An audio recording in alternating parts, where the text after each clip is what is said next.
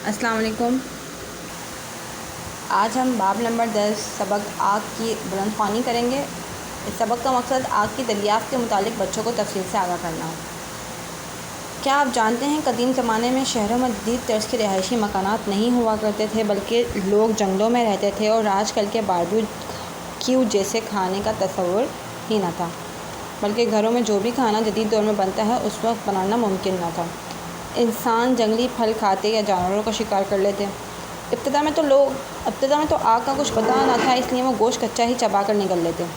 دن کو سورج کی روشنی اور گرمی ہوتی اور رات اندھیری اور سرد۔ وہ جانوروں اور درندوں کے ڈر سے درختوں کی کھو یا غاروں میں پناہ لیتے۔ ان کی زندگی موجودہ زندگی کے اعتبار سے یکسر مختلف تھی۔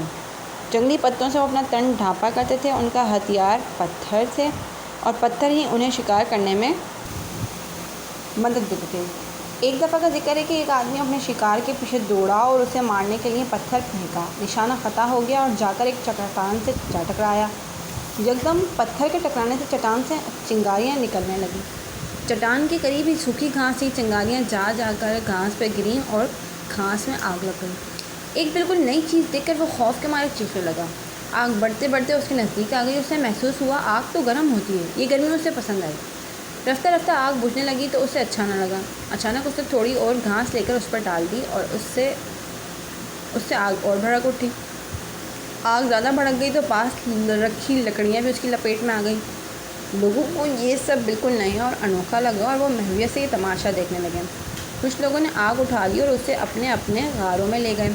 انہوں نے دیکھا ان کے غاروں میں تو روشنی ہو گئی ہے۔ اس طرح انسان کے علم میں یہ بات آئی کہ آگ رگڑ سے پیدا ہوتی ہے اور ایندھن سے جلتی ہے۔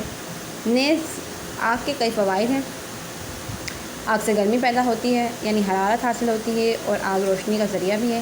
کافی سالوں تک لوگ اسی طرح پتھروں کو آپس میں رگڑ کر آگ جلاتے رہے اور آگ سے کام لیتے رہے۔ آپ نے ماچس کی ڈبیا تو دیکھی ہے اور استعمال ہوتی ہے۔ ہم آج بھی ماچس کی تیلی کو ڈبیا کے کنارے سے رگڑ کر ہی آگ جلاتے ہیں۔ آگ ہماری زندگی کے لیے بہت ضروری ہے، حرارت اور روشنی کا ذریعہ بھی ہے۔ اس سے ہمارے انگنت کام ہوتے ہیں۔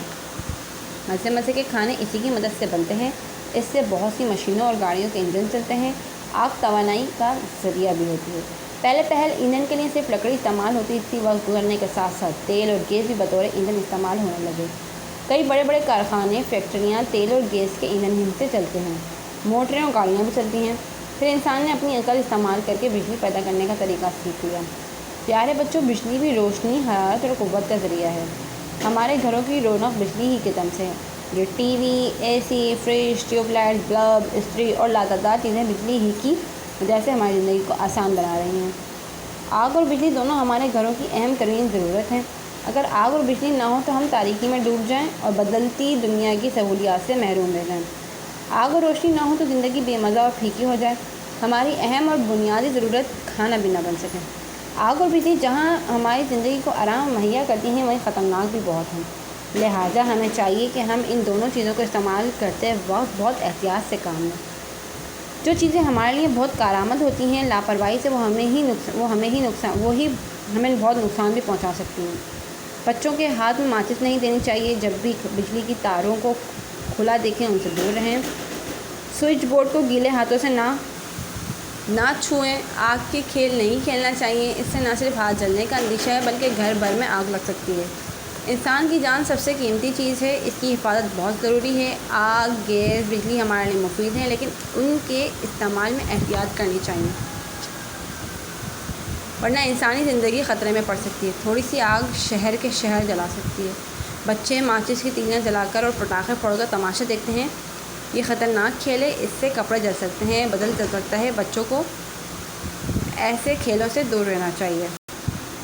بیٹا، آپ نے دیکھا آگ ہمارے لیے کتنی ضروری ہے، بجلی ہمارے لیے کتنی ضروری ہے، لیکن ہم جب اس کا غلط استعمال کرتے ہیں تو وہ ہمارے لیے خطرہ بھی بن سکتی ہے۔ اسی طریقے سے اگر کوئی فائدہ مند چیز ہمیں فائدہ دے رہی ہے لیکن ہم اس کا دیر پا استعمال کرتے ہیں، فار ایگزامپل جیسے ہمارے پاس آج کل موبائل کی سہولت موجود ہے، موبائل ہم مسلسل دیکھتے رہیں گے، بیٹا جہاں اس کے فائدے ہیں وہاں اس کے بہت سارے نقصانات بھی ہیں۔ آنکھوں کی بینائی کا کمزور ہو جانا سب سے مین مسئلہ، اسکن کی پرابلم ہو جاتی ہے، فیس کے اوپر جو ہمارے اتنے سارے پمپلس وغیرہ نکل جاتے ہیں، یہ بہت زیادہ موبائل یوز کرنے کی وجہ سے ہی نکلتے ہیں۔